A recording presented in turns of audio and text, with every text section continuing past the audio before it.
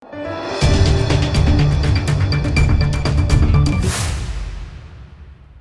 દર્શક મિત્રો, આપ જોઈ રહ્યા છો લોકમૈત્રી ન્યૂઝ. હું છું એન્કર અમિતા પટેલ. હવે જોઈએ અગત્યના સમાચાર. તાપી પોલીસની એક નવી પહેલ. રસ્તા પર વધી રહેલા અકસ્માતનું પ્રમાણ ઘટાડવા તાપી જિલ્લાના ઉછેર, નિઝર, કુકરમુંડા તાલુકામાં વાહન ચાલકોને મફત હેલ્મેટ વિતરણ કરાયા. લોકોમાં જનજાગૃતિના ભાગરૂપે તાપી જિલ્લા પોલીસ દ્વારા સ્થાનિક આદિવાસી બોલી ભાષાના બેનરો રસ્તે લગાવવામાં આવ્યા અને વાહન ચાલકોને વિના મૂલ્યે હેલ્મેટ વિતરણ કરી લોકોને જાગૃત કરવાનો આ નવો અભિગમ પોલીસ દ્વારા અપનાવવામાં આવ્યો છે. તાપી જિલ્લામાં દિન પ્રતિદિન અકસ્માતના બનાવો સામે આવતા હોય છે, જેમાં ખાસ કરીને ટુ વ્હીલર ચાલકોને અકસ્માતનું પ્રમાણ વધુ હોય છે અને અકસ્માતમાં હેલ્મેટ ના પહેર્યા હોવાના કારણે કેટલાક લોકોએ જીવ પણ ગુમાવ્યા છે.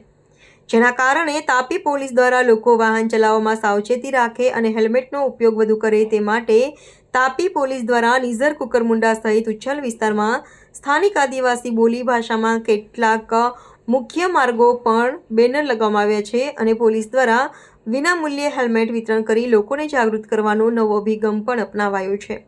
રિપોર્ટર વિકાસ પાટીલ સાથે કલ્પેશ વાઘમારે, લોકમૈત્રી ન્યૂઝ. તાપી વિશિષ્ટ ભૌગોલિક પરિસ્થિતિ અને વાંકાચૂકા રસ્તાને કારણે જીવલેણ અકસ્માતોનું પ્રમાણ ઘણું વધારે છે, જેમાં 90% કિસ્સાની અંદર ટુ વ્હીલર ચાલકો હેલ્મેટ નહીં પહેરવાને કારણે પોતાનો જીવ ગુમાવે છે. આથી હેલ્મેટ અંગે જાગૃતિ વધે તે માટે તાપી જિલ્લા પોલીસ દ્વારા વિવિધ પ્રયત્નો કરવામાં આવેલા છે, જેમાં મફત હેલ્મેટનું વિતરણ, ડ્રંક એન્ડ ડ્રાઈવના કેસો અને હેલ્મેટના કેસો કરવામાં આવે છે. જેમાં એક નવતર પ્રયોગ કરવામાં આવેલો છે. અહીંની જે લોકબોલી જે છે સ્થાનિક ભાષાની અંદર આ પ્રકારે બોર્ડ લગાવી અને લોકોમાં વધુને વધુ હેલ્મેટ અંગે જાગૃતિ પ્રસરાય એ માટેના પ્રયાસો કરવામાં આવે છે.